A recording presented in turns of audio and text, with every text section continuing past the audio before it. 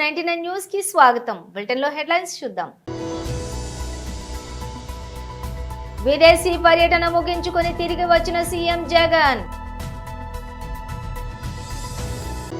కాంగ్రెస్ ప్రభుత్వం డైవర్షన్ రాజకీయాలకు పాల్పడకుండా ఫోన్ ట్యాపింగ్ వ్యవహారంపై సిబిఐ విచారణ చేయాలి. శ్రీ పాయల్ శంకర్. కేసీఆర్ పై దుష్ప్రచారం. 16 న్యూస్ ఛానల్ పై బాల్క సుమన్ ఫిర్యాదు.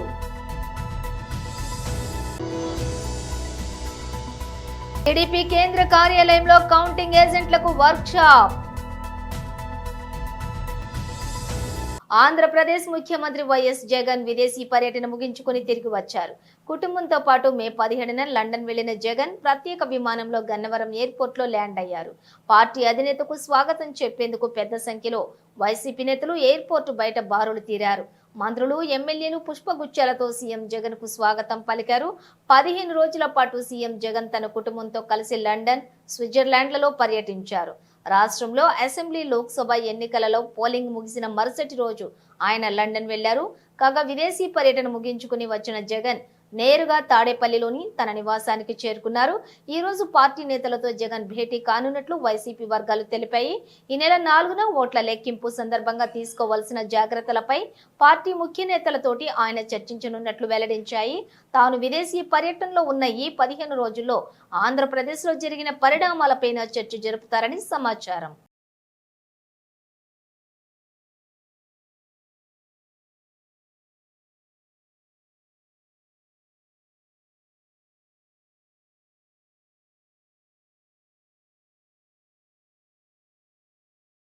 కాంగ్రెస్ ప్రభుత్వం డైవర్షన్ రాజకీయాలకు పాల్పడకుండా ఫోన్ ట్యాపింగ్ వ్యవహారంపై సిబిఐ విచారణ చేయించాలి. శ్రీ పాయల్ శంకర్, ఆదిలాబాద్ ఎమ్మెల్యే. కాంగ్రెస్ పార్టీ అధికారంలోకి వచ్చి 5 నెలలైంది, చేసేదేమీ లేదు. ఎవరికి చిల్లిగా సాయం చేసిందేమీ లేదు. ఈ రోజు రాష్ట్రంలో రైతులంతా కూడా అల్లాడుతున్నారు. వ్యవసాయ పనులు మొదలయ్యేటటువంటి సమయం, విత్తనాలు దొరకక కుటుంబ సభ్యులను లైన్ లో పెట్టి విత్తనాలను తీసుకునేటటువంటి దుస్థితి. రైతు చేతిలో చిల్లి కవ్వలేదు, చేస్తానన్న రుణమాఫీ జరగలేదు. ప్రజలలో తీవ్రమైనటువంటి వ్యతిరేకత ఉన్నది. దాని మీద దృష్టి మరల్చడానికి జరిగినటువంటి గత ప్రభుత్వ తప్పిదాలను కేవలం పత్రికలకు నీకునిచ్చి పత్రికలలో వార్తలు వచ్చేటట్టు చూస్తున్నారు తప్పితే ఈ చేసినటువంటి దోషులకు, తప్పు చేసిన వాళ్లకు శిక్షను ఖరారు చేయాల్సినటువంటి అవసరం ఉన్నది. ఈ వేదిక నుండి ఈ రాష్ట్ర ప్రభుత్వాన్ని, రాష్ట్ర ముఖ్యమంత్రి గారికి విజ్ఞప్తి చేస్తా ఉన్నాం. భారతీయ జనతా పార్టీ తరఫున డిమాండ్ చేస్తా ఉన్నాం. ఫోన్ ట్యాపింగ్ విషయంలో వెంటనే సిబిఐ ఎంక్వైరీ కోరాలా. నిన్న జరిగినటువంటి సమావేశంలో ఈ రాష్ట్ర ప్రజల దృష్టిని మరల్చేందుకు, ఈ రాష్ట్రంలో ఉన్నటువంటి సమస్యల గురించి ప్రస్తావించకుండా లేని సమస్యలను ప్రస్తావించే విధంగా ఈ రాష్ట్ర ప్రభుత్వం వ్యవహారం చేస్తా ఉన్నది. భారతీయ జనతా పార్టీ తరఫున డిమాండ్ చేస్తా ఉన్నాం. ఈ రాష్ట్రానికే పరిమితం కాలేదు ఫోన్ ట్యాపింగ్. మొన్నటి వరకు ఇంకా వార్తలు వస్తున్నాయి. దేశంలో ఉన్నటువంటి ప్రముఖులే కాకుండా చాలా మంది దేశ రక్షణకు సంబంధించినటువంటి వ్యవహారంలో కూడా గతంలో టీఆర్ఎస్ ప్రభుత్వం వేలు పెట్టిందని సమాచారం వస్తా ఉన్నది. సిబిఐ ఎంక్వైరీ చేస్తేనే వాస్తవాలు బయటకు వస్తాయి, చేసినటువంటి తప్పులన్నీ బయటకు వస్తాయి. మాజీ ముఖ్యమంత్రితో సహా ప్రభుత్వంలో ఉన్నటువంటి చాలా మంది పెద్దలు జైలుకు పోయే అవకాశం ఉన్నది. ఈ రోజు కాంగ్రెస్ పార్టీ, టీఆర్ఎస్ పార్టీ మధ్యన ఒక ఒప్పందం జరిగింది. రాష్ట్ర ప్రజలారా, ఈ విషయాన్ని మనం అర్థం చేసుకోవాల్సిన అవసరం ఉంది. మొన్న లోక్సభ ఎన్నికల్లో కూడా మోసం చేసే ప్రయత్నం చేసిండు.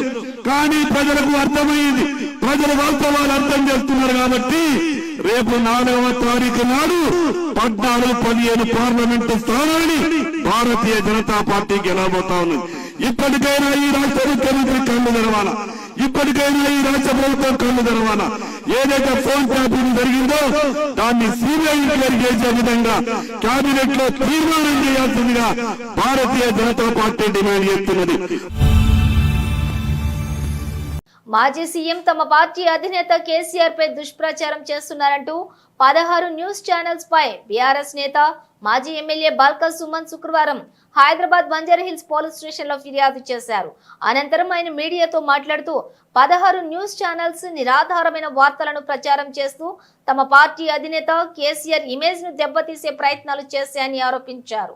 ఆధారాలు లేని కథనాలు ఇచ్చే మీడియాను కట్టడి చేయాలని పోలీసులను కోరినట్లుగా చెప్పారు.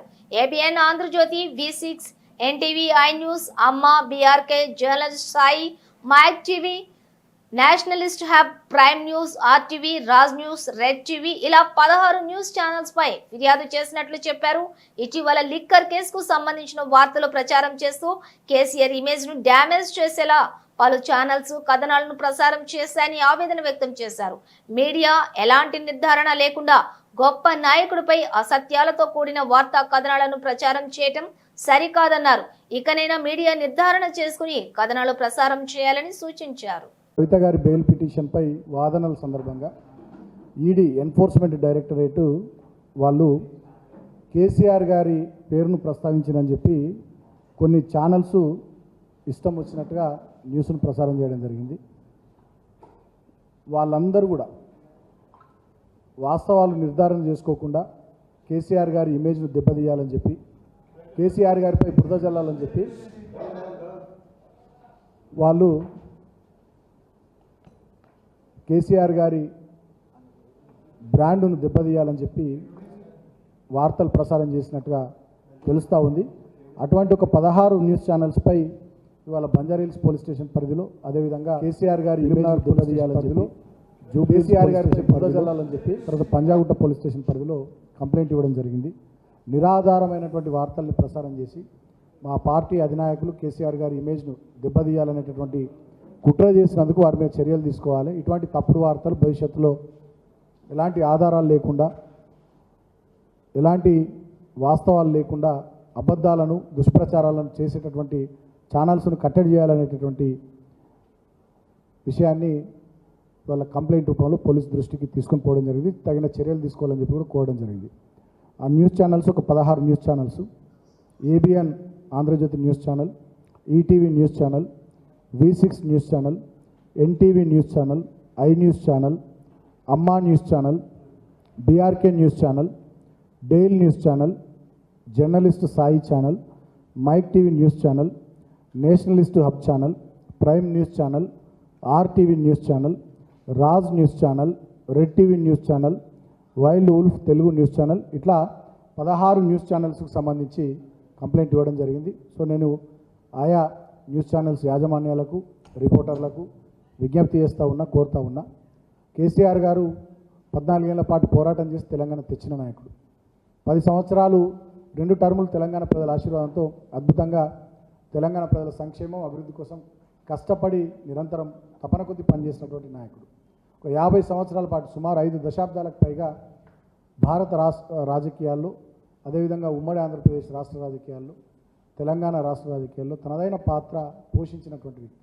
కాబట్టి అటువంటి కేసీఆర్ గారి ఇమేజ్ను, కేసీఆర్ గారి వారి ఔన్నత్యాన్ని, వారి విశిష్టతను తక్కువ చేసే విధంగా ఇష్టం వచ్చినట్టుగా నిరాధారమైనటువంటి వార్తల్ని ప్రసారం చేయొద్దని ఈ సందర్భంగా నేను ఆయా న్యూస్ ఛానల్స్ని కోరుతా ఉన్నా. ఇవాళ ప్రజాస్వామ్యంలో 4th ఎస్టేట్ అంటారు మీడియాను. మరి ప్రతిపక్షంగా ఉన్న బీఆర్ఎస్ పార్టీకి ప్రజల కోసం, ఈ ప్రాంత అభివృద్ధి కోసం, అధికార పక్షంపై వాళ్ళు ఎన్నికల సందర్భంగా ప్రజలకు ఇచ్చినటువంటి మాటల్ని నిలబెట్టుకోవాలనేటటువంటి అంశంపై మేము చేస్తున్నటువంటి పోరాటానికి, కార్యక్రమాలకు మద్దతుగా నిలబడి ప్రజల గొంతుకగా ఉండి ప్రజాస్వామ్యాన్ని ఈ రాష్ట్రంలో పరిరక్షించాల్సినటువంటి బాధ్యత ఈ మీడియా తీసుకోవాలి.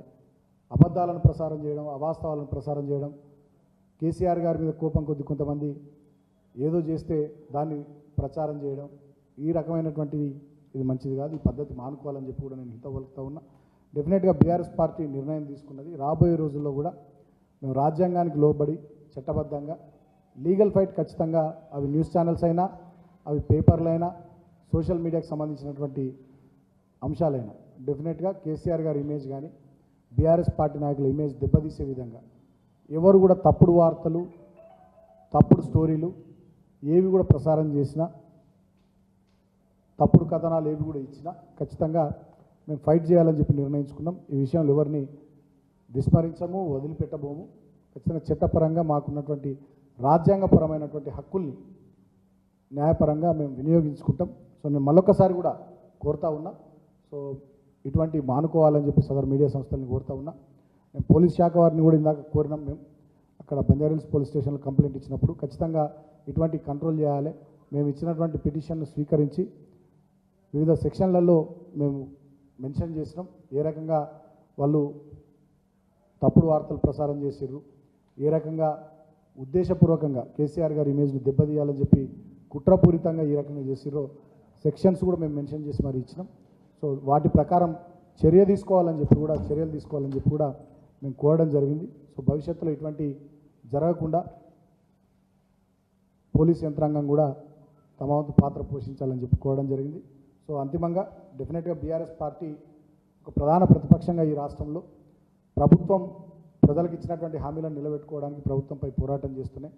తెలంగాణను తెచ్చిన పార్టీగా, తెచ్చిన తెలంగాణను 10 ఏళ్ళు బ్రహ్మాండంగా అభివృద్ధి దిశగా దేశానికే తలమానికంగా తీర్చిదిద్దినటువంటి పార్టీగా తెలంగాణ అస్తిత్వం కోసం, తెలంగాణ సంస్కృతి పరిరక్షణ కోసం, తెలంగాణ ప్రాంత ప్రయోజనాలు, తెలంగాణ ప్రజల హక్కుల కోసం నిరంతరం కేసీఆర్ గారి నాయకత్వంలో ఈ పార్టీ ఎవరెన్ని కుట్రలు చేసినా, ఎవరెన్ని తప్పుడు కథనాలు సృష్టించినా, ఎవరెన్ని వ్యక్తిత్వాలను దెబ్బతీసే మా నాయకుల వ్యక్తిత్వాలను దెబ్బతీసే ప్రయత్నాలు చేసినా మా పోరాటాన్ని ఖచ్చితంగా కొనసాగిస్తాం. నేను మీడియాను కూడా కోరుతా ఉన్నా, ప్రజాస్వామ్యంలో మీరు 4th ఎస్టేట్, డెఫినెట్గా మీరు కూడా సహకరించండి.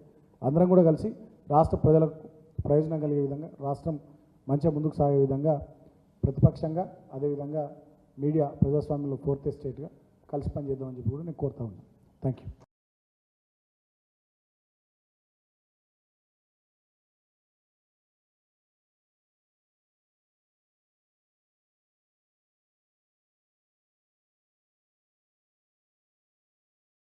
టీడీపీ కేంద్ర కార్యాలయంలో కౌంటింగ్ ఏజెంట్లకు వర్క్ షాప్.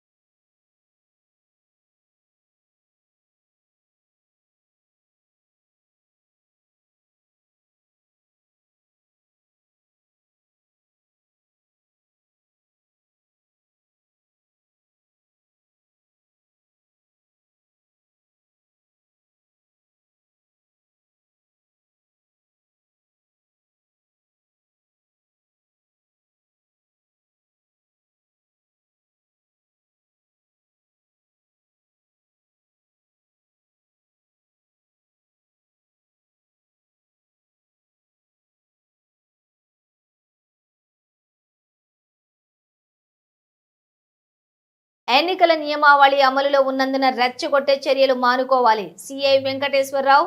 ర్యాలీలకు, విజయోత్సవ సభలకు ఎలాంటి అనుమతులు లేవు. సిఐ కనిగిరి. సోషల్ మీడియా వేదికగా రెచ్చగొడితే చట్టపరమైన చర్యలు తప్పవు. సిఐ వెంకటేశ్వరరావు. గ్రూప్ అడ్మిన్లు, గ్రూపులలో జరిగే రాజకీయ చర్చలపై తగిన చర్యలు తీసుకోవాలి. సిఐ వెంకటేశ్వరరావు. గ్రామాలలో జరిగే గొడవలు జరిగితే వెంటనే పోలీసు వారికి సమాచారం ఇవ్వండి. సిఐ వెంకటేశ్వరరావు. అందరూ సహకరిస్తారని ఆశిస్తున్నాం. సిఐ వెంకటేశ్వరరావు. జరగరాదు, ఎందుకంటే అనుమతి లేదే ఈ 3 విషయాలు ఎవరైతే డిజోబే చేస్తారో వాళ్ళందరి మీద కఠిన చర్యలు తీసుకుంటాం. అదేవిధంగా సోషల్ మీడియాలో రెచ్చగొట్టుకునే విధంగా ఎవరైనా కానీ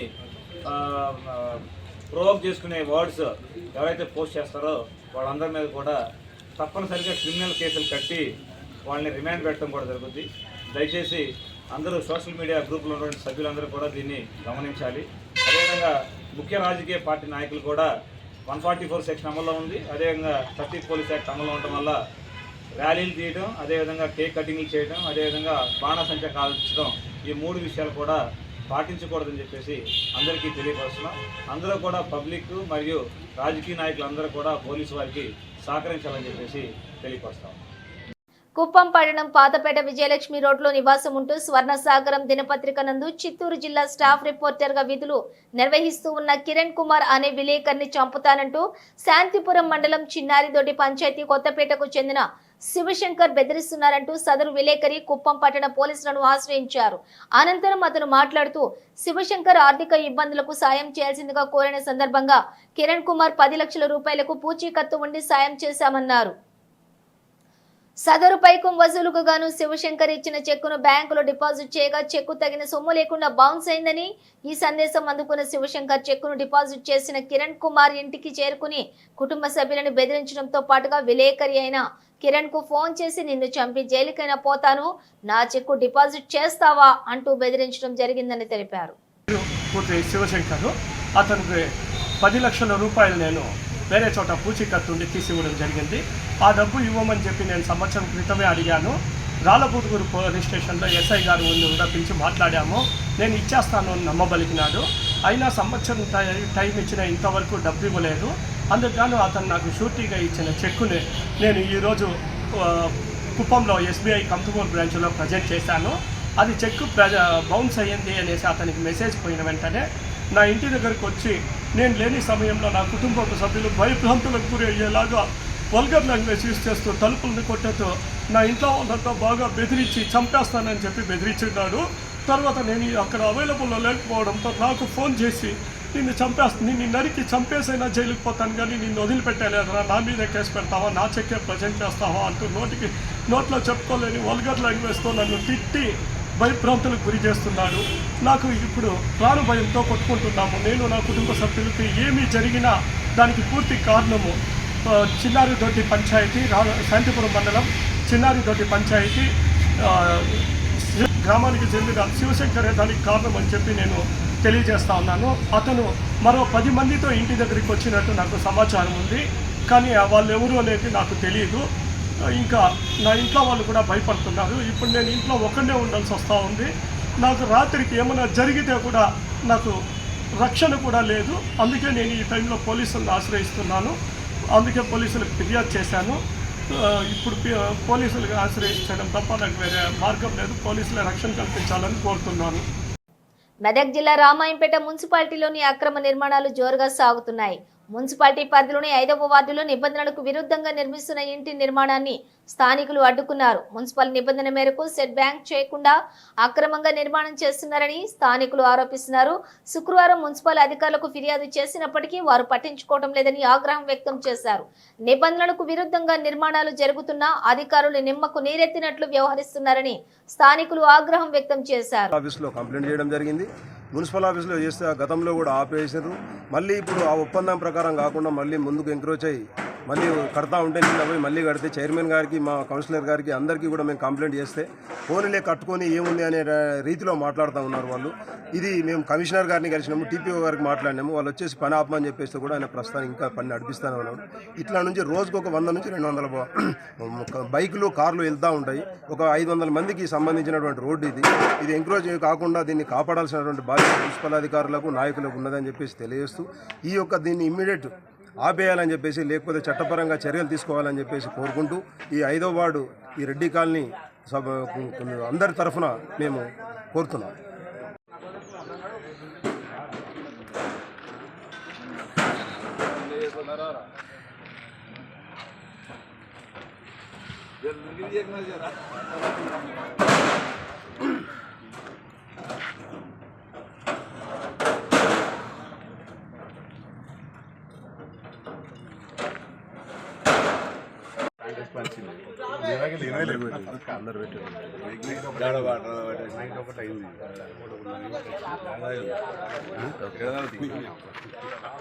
నైట్ ఒకటే ఎడదప్పుడు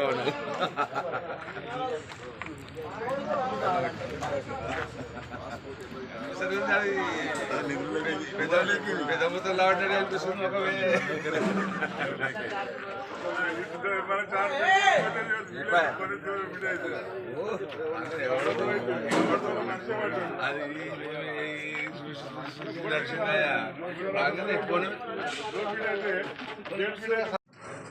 రామాయంపేట మున్సిపాలిటీలోని 5వ వార్డులోని Reddy colony near new building Kamareddy రోడ్లో ఉన్నటువంటి సెట్ బ్యాక్ ప్రకారం మున్సిపల్లో మేము కంప్లైంట్ చేసినాం. మన ఉన్నటువంటి నియమ నిబంధనలకు అతిక్రమించి రోడ్లోకి కన్స్ట్రక్షన్ చేస్తే నిన్న పోయి మున్సిపల్ అధికారులకు మేము కంప్లైంట్ ఫిర్యాదు చేసినప్పటికీ కూడా ఎలాంటి పని ఆపడం ఉండదు. మరియు వాళ్ళకి ఇష్టం వచ్చిన రీతిలో కట్టడం, ఇష్టం వచ్చినట్టు కన్స్ట్రక్షన్ ముందుకు రావడము, రోడ్లను ఆక్యుపై చేయడం, ఎదురుగా వచ్చిన వాళ్ళ మీకు దౌర్జన్యంగా మాట్లాడడం, ఇది రామాయంపేటలో ఉన్నటువంటి ప్రస్తుత పరిస్థితి. దీనికి తగిన న్యాయం చేయగలరని, మాకు సరైన రోడ్లు సెట్ బ్యాక్ అయ్యి ఈ కన్స్ట్రక్షన్ను ఏదైతే మున్సిపల్ రూల్స్ ఏదైతే విధంగా ఉన్నాయో నియమ నిబంధనల ప్రకారం కట్టిపిస్తారని, దీని యొక్క మాకు జరిగినటువంటి అన్యాయానికి మీరు న్యాయం చేస్తారని భావిస్తూ సంతోషం. బులెటిన్ ముగించే ముందు హెడ్లైన్స్ మరోసారి. విదేశీ పర్యటన ముగించుకొని తిరిగి వచ్చిన సీఎం జగన్. కాంగ్రెస్ ప్రభుత్వం డైవర్షన్ రాజకీయాలకు పాల్పడకుండా ఫోన్ ట్యాపింగ్ వ్యవహారంపై సిబిఐ విచారణ చేయాలి. శ్రీ పాయల్ శంకర్. కేసీఆర్ పై దుష్ప్రచారం, 16 న్యూస్ ఛానల్ పై బాల్క సుమన్ ఫిర్యాదు.